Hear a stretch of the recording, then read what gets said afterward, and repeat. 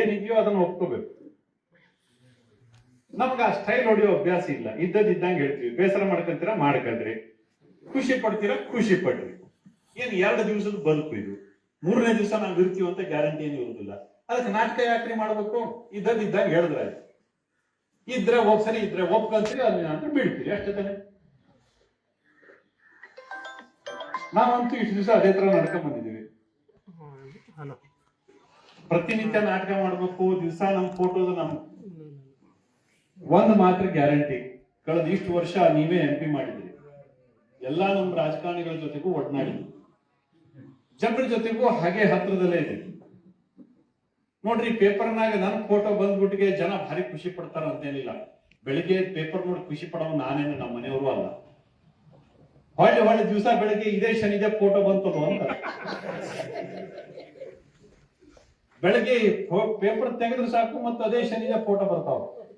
ಏನ್ ಇವತ್ತು ಬೆಳಗ್ಗೆ ಒಳ್ಳೆ ಮುಖ ನೋಡ್ಬೇಕಂತ ಇದ್ದೆ, ಇವಂದೇ ಮುಖ ಕಾಣ್ತದೋ ಅಂತ.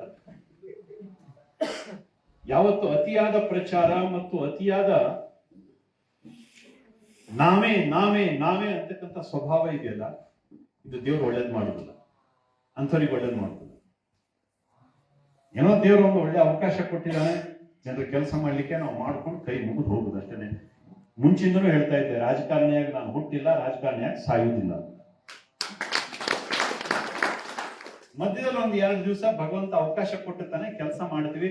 ಅದಕ್ಕೋಸ್ಕರ ನಾ ಹೇಳಿದ್ದೆ, ಹೌದು, ಕಳೆದ ಚುನಾವಣೆ ನಂತರದಲ್ಲಿ, ಕಳೆದ ಚುನಾವಣೆಗೆ ನಾನು ಹೇಳಿದ್ದೆ, ಇದಕ್ಕೂ 2 ಚುನಾವಣೆ ಮುಂಚೆನೆ ಹೇಳಿದ್ದೆ, ಬ್ಯಾಡ್ರಿ ನಮ್ಗೆ ರಾಜಕಾರಣ ಬಿಟ್ಬಿಡ್ರಿ ನಮ್ಮನ್ನ ಅಂತ.